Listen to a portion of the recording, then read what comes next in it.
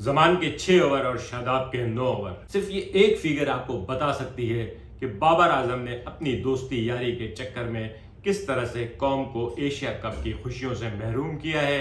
मुझे आज बहुत ज़्यादा गुस्सा है। पाकिस्तान, आखिर में आप कहेंगे कि मुकाबला बहुत अच्छा किया, बिल्कुल भी मुकाबला नहीं किया। आज इसी पे बात करते हैं। अगर आपने मेरा चैनल सब्सक्राइब नहीं किया तो मेरा चैनल सब्सक्राइब करें, मैं वैसे ही बहुत गुस्से में हूँ। अगर आप आज के मैच की बात करें तो आज के मैच में, पूरे मैच में पाकिस्तान कहीं नहीं था, ना हमने बैटिंग अच्छी की। अगर आप इफ्तिखार और रिजवान की जो पार्टनरशिप है, जहां से वो शुरू हुई है, उससे पहले हमारी जो बैटिंग थी 22-23 ओवर तक हम खेल के नहीं दे रहे थे। और जब हमने बॉलिंग कराई है तो हमारी बॉलिंग में कोई ताकत नहीं थी, कोई तवानाई नहीं थी, कोई एनर्जी नहीं थी, कोई प्लान नहीं था। सबसे बड़ी बात यह है कि हम एशिया कप खेलने श्रीलंका में स्पिन पिचों पे गए थे और हमारे पास स्पिनर नहीं है। और शादाब को हमने मुकम्मल तौर पे चांस देना है। अगर वसीम पिट गया तो वसीम को मुकम्मल तौर पे भुला देना है, लेकिन शादाब पिटता रहेगा, लेकिन उसको ओवर देते रहेंगे कि शायद कोई एक आध विकेट ले ले, वो हीरो बन जाए और उसके अगले मैच बन जाए।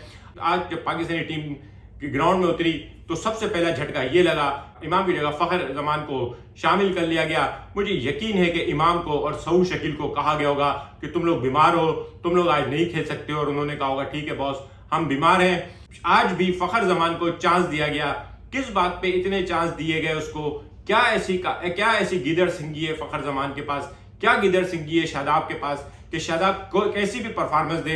शादाब किसी भी तरीके से एक अच्छा स्पिनर नहीं है, क्वालिटी स्पिनर नहीं है, लेकिन उसके बावजूद हम श्रीलंका के ग्राउंडों में शादाब की स्पेशलिटी के साथ गए। आप इफ्तिखार की बात करेंगे, इफ्तिखार स्पेशलिस्ट स्पिनर नहीं है, ना ही इफ्तिखार जो है वो ऑलराउंडर की पर्ची पे खेल रहा है। इफ्तिखार जो है वो मिडिल ऑर्डर की पर्ची पे खेल रहा है। नवाज ने फिर भी स्पिनर होने का हक अदा किया और 7 ओवर में 26 रन दिए, लेकिन नवाज को फिर 8वां ओवर 9वां ओवर नहीं दिया। शादाब के 9 ओवर पूरे कराने थे। कोई पूछे कि शादाब के 9 ओवर क्यों हुए, जमान के 6 ओवर क्यों हुए, जमान के 9 ओवर क्यों नहीं कराए गए, जमान को पहले क्यों नहीं लाया गया? दुनिया को पता है कि जमान डेथ ओवर्स में बेहतरीन बॉलर है। आज भी उसने आखिरी ओवर में साबित किया कि वो डेथ ओवर का बेहतरीन बॉलर है। डेब्यू के ऊपर ऐसी बॉलिंग उसने तो हिला दिया था इस मैच को, लेकिन बहरहाल शिकस्त हमारे हाथ में थी। हम ये मैच शुरू पहली गेंद से लेके और आखिर तक हारते चले आए थे। वो तो आखिर में शाहीन अफरीदी और जमान ने कुछ मैच पे जान डाल दी थी और अब हमें लगा कि मुकाबला बहुत शानदार हो गया। अदरवाइज श्रीलंका ने इतनी शानदार बैटिंग की है, उन्होंने तमाम के पूरे थ्रू आउट बैटिंग में 6 के एवरेज को 7 नहीं होने दिया। किसी भी जगह पे उन्होंने जो है ना बैटिंग पीछे नहीं की। वो बहुत आराम से और सुकून से खेल रहे थे। उनकी बैटिंग में प्लानिंग नजर आ रही थी। वो स्कोर बोर्ड के साथ चल रहे थे। इवन के वो इस चीज को भी जहन में रख के चल रहे थे कि 20 ओवर के बाद अगर बारिश हो गई तो भी वो हमसे अहेड हो। जबकि दूसरी जानिब हम शादाब को कैरी करना हमारे लिए बहुत लाजमी है। शादाब के बगैर हमारी टीम जो है ना वो मुकम्मल नहीं है, क्योंकि शादाब वाइस कैप्टन है। बाबर आजम की खुद की अपनी परफॉर्मेंस जो है वो स्पिनर के ऊपर सवालिया निशान है। बहरहाल आज बाबर आजम फिर अगेन बहुत शानदार गेंद पे बीट हुआ, बहुत शानदार स्टंप हुआ, लेकिन बाबर आज भी 29 रन बना के आउट हुआ और फखर जमान ने तो खैर 4 रन बनाए। पाकिस्तान की दूसरी विकेट 73 पे, तीसरी विकेट 100 पे और चौथी विकेट 108 पे आउट हो गई। इससे अंदाजा होता है कि हमारे बैट्समैन कितने तैयार हैं। श्रीलंका की बॉलिंग के आगे भी हम ढेर थे। वो तो आखिर में रिजवान और इफ्तिखार की बैटिंग जो थी, उन्होंने जो रन बनाए हैं उसकी वजह से हमारा ये स्कोर हुआ। अदरवाइज मुझे लग रहा था कि हम 200 रन मुश्किल से बना पाएंगे। मेरी तो इस वक्त बोर्ड से इल्तिजा है कि प्लीज खुदारा अपनी इज्जत संभालें और इंडिया में होने वाले वर्ल्ड कप का बाइकाट कर दें, क्योंकि इस तरह से हमारा ये भरम भी हो जाएगा कि इंडिया ने अगर पाकिस्तान का दौरा नहीं किया तो हमने भी जवाब में इंडिया में वर्ल्ड कप नहीं खेला।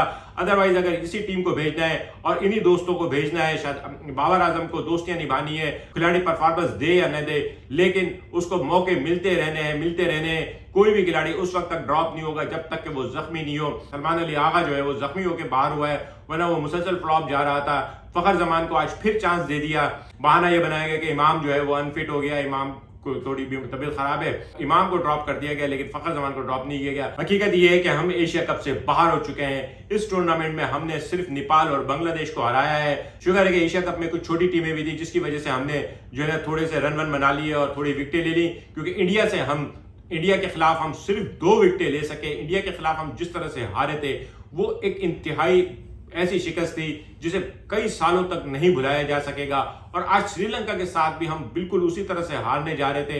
चौथे विकेट की पार्टनरशिप में मेंडिस और विक्रमसिंघे की जो पार्टनरशिप थी उसने पाकिस्तान श्रीलंका के हाथ में ये मैच बना के दे दिया था। उसके बाद श्रीलंका के खिलाड़ियों को सिर्फ सीधी सीधी क्रिकेट खेलनी थी और उन्होंने भी सीधी सीधी क्रिकेट खेली। जहां जरूरत पड़ी स्लो किया, जब शादाब मिला उन्होंने कूट दिया, जब कोई अच्छा बॉलर मिला उन्होंने थोड़ा स्टे किया। लेकिन हमारी तरफ से बॉलिंग देखी जाए तो शाहीन आफरीदी ने भी अपने रन जो है वो एंड में जाके अच्छे किए हैं। आखिरी के जो ओवर है शाहीन आफरीदी ने बहुत अच्छे कराए, वरना शुरू में शाहीन आफरीदी ने भी बहुत ज्यादा मार खाई है। वसीम को इसलिए नहीं कह सकते कि वसीम को अचानक शामिल किया गया था, और Waseem is not our priority. वो एक मेक शिफ्ट अरेंजमेंट था। बदकिस्मती ये थी कि हारिस और नसीम भी हमारे पास नहीं थे, उसकी वजह से वसीम को लाना पड़ा और वसीम जो है वो अपनी सिलेक्शन को साबित नहीं कर सका। लेकिन जमान ने अपनी सिलेक्शन को बहरहाल साबित करने की पूरी कोशिश की, लेकिन कप्तान ने उसके ऊपर भरोसा नहीं किया। कप्तान को तो भरोसा सिर्फ शादाब के ऊपर था। शादाब के ओवर पूरे कराने थे, जमान के ओवर भले पूरे ना हो। वसीम से एक आध ओवर और करा के ट्राई की जा सकती थी। हो सकता है कि जो बैट्समैन उसको अच्छा खेल रहे थे बाद में वसीम को अच्छा करता, लेकिन वसीम को तो ऐसे भूल गए जैसे वसीम है ही नहीं। और शादाब को एंड में भी बुलाया गया। मैं यकीन कर, ऐसा नहीं है कि इस मैच के हारने का जिम्मेदार सिर्फ शादाब है, लेकिन शादाब को देख के गुस्सा आ रहा था कि एक बॉलर जो किसी भी तरीके से सामने वाली टीम के लिए कोई थ्रेट नहीं है, बल्कि वो सामने वाले बैट्समैनों को एक तसल्ली और इत्मीनान का टॉनिक है कि वो उनको जो है ना, शादाब की बॉलिंग जो है ना उनको एक कंफर्ट जोन पे पेश करती है, एक ठंडी ठंडी हवा का झोंका है। और हमारे कप्तान साहब जो है शादाब को उसे बॉल कराए जा रहे हैं। शादाब से पूरे ओवर कराने हैं, शादाब को मुसलसल लगा के रखना है, एक एंड शादाब ने संभालना है। शादाब ने शानदार क्रिकेट खेलनी है। एक मुझे अच्छी तरह से याद है सन 1987 या 1988 के वर्ल्ड कप में एक इफ्तिखार नामी हॉकी का प्लेयर था जो बड़ा बदनाम हुआ था, और अब शादाब जो है ना उस मैच में उसी तरह से नाकाम हुआ। ऐसा नहीं कि शादाब सिर्फ अकेला बॉलर है, इफ्तिखार भी पीटा, लेकिन इफ्तिखार को हम क्यों बोले, इफ्तिखार मेक शिफ्ट बॉलर था, इफ्तिखार पार्ट टाइम बॉलर था। वसीम को कह सकते हैं, लेकिन वसीम को मजीद चांस नहीं दिया। अगर 7 या 8 ओवर की एवरेज पे गेंद करानी थी तो वसीम ने भी कोई बहुत ज्यादा तो रन नहीं दिया। 3 ओवर में 25 रन दिए थे। हो सकता है अगला ओवर वो कम ओवर करा के उसको बेहतर कर लेता। लेकिन सबसे अहम जो सवाल है वो अभी भी ये है कि जमान के 3 ओवर क्यों बचाए गए। जमान से भी 9 ओवर कराए जा सकते थे।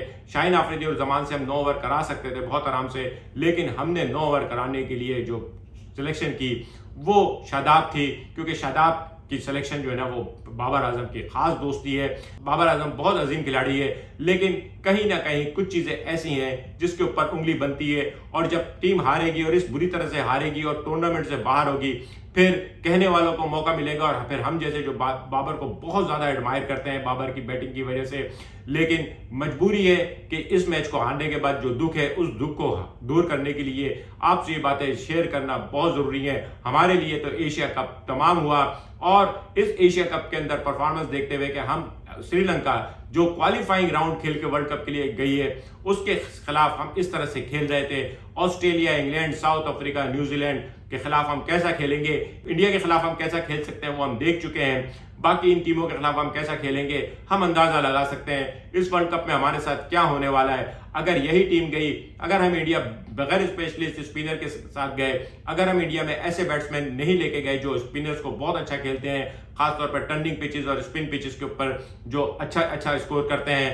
तो फिर उसके बाद वही होगा हमारे साथ। हम हार्डली कोई 2-4 मैच जीत के वर्ल्ड कप से वापस आएंगे, और फिर उसके बाद जो है ना हम अगले टूर्नामेंट और अगले वर्ल्ड कप की तैयारियां कर रहे होंगे। आज बहुत दुखी दिल के साथ आप लोगों से इजाजत। कमेंट करके बताइएगा आप लोगों की इस मैच के बारे में क्या राय है। मिलेंगे अगले किसी व्लॉग के साथ। शुक्रिया।